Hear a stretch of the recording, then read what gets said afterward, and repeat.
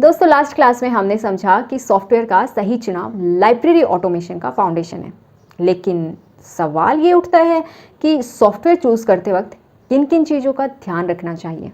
अब आप सोचें, अगर आप एक छोटा सा लाइब्रेरी चलाते हो और आपने एक ऐसा सॉफ्टवेयर ले लिया जो बहुत हैवी सिस्टम पे चलता है, तो क्या फ़ायदा।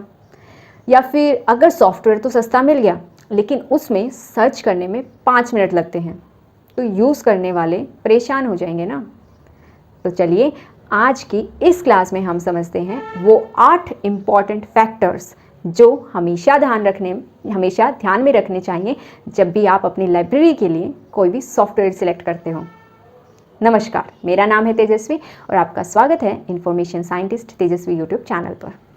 सबसे पहला फैक्टर है सॉफ्टवेयर का कॉस्ट।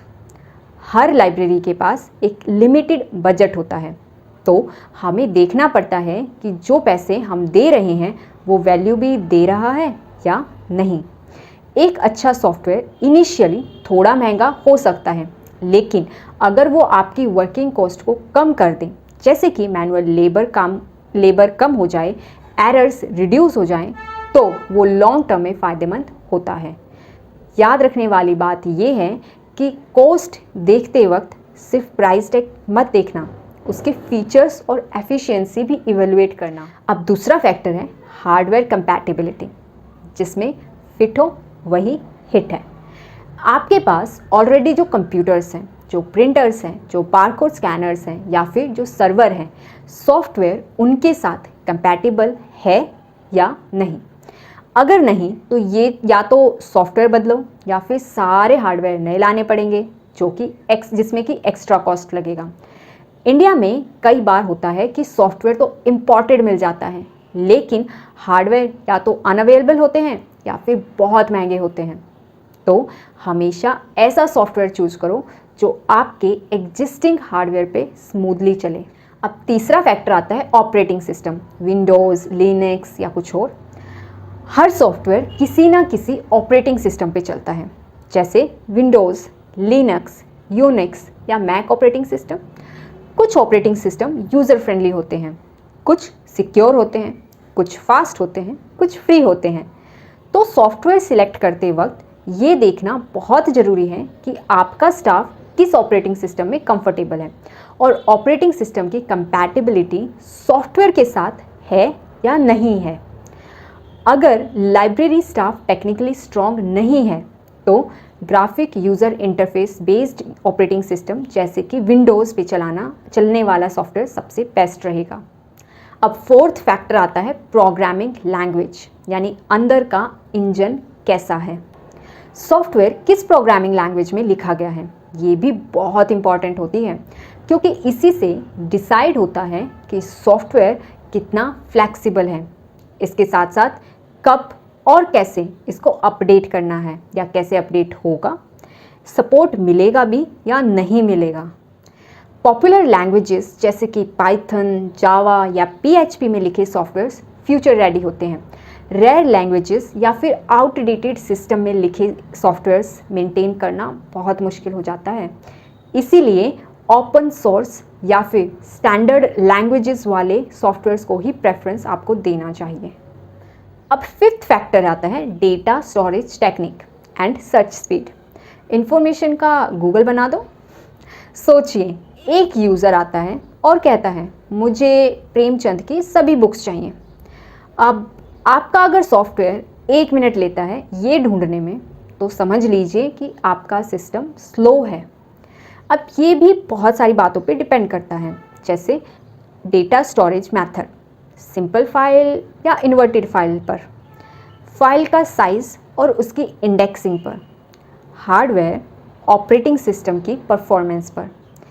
इन्वर्टेड फाइल मेथड ज़्यादा फास्ट होते हैं, specially for search heavy libraries.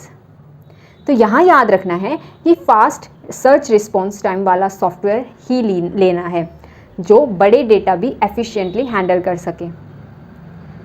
Sixth factor है लाइब्रेरी सर्विसेज। हर लाइब्रेरी अलग होती हैं, उनकी ज़रूरतें भी अलग होती हैं।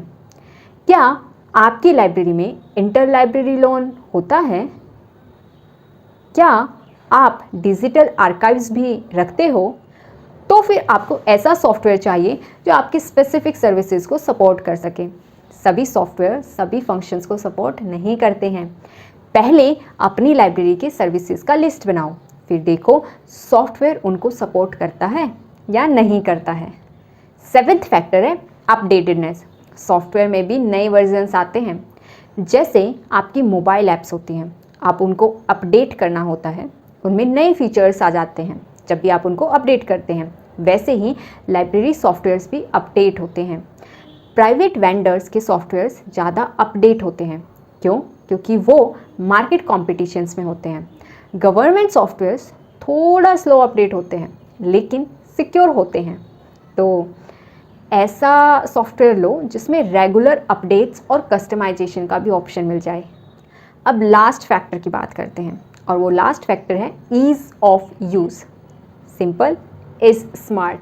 सॉफ्टवेयर ऐसा हो जिसे आपका स्टाफ और यूज़र्स आसानी से समझ सकें। अगर सॉफ्टवेयर चलाने के लिए हर बार एक्सपर्ट बुलाना पड़े तो वो तो प्रैक्टिकल बात नहीं है।